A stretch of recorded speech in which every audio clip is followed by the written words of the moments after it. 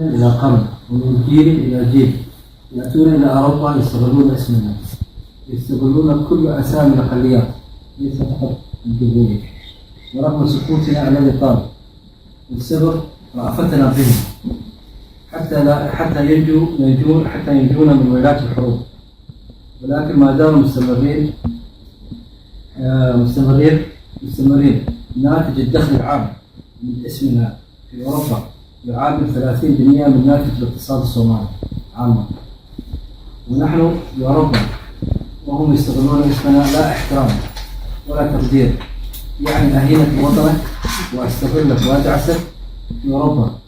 والطامة الكبرى أن أوروبا تستقبلهم دون الرجوع إلى المنظمات التي نملكها لحماية حقوق أهلنا، والأدهى أنهم أسسوا منظمات تحمل اسمنا.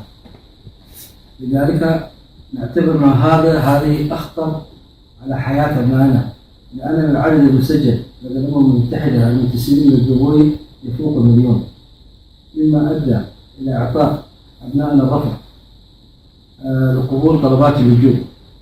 لذلك نطالب ألمانيا بصفة خاصة أن ترجع لنا نحن أبناء الجمهورية، حيث لدينا منظمات معترف بها، أو رجوع لنا شخصيا لحماية حقوقنا.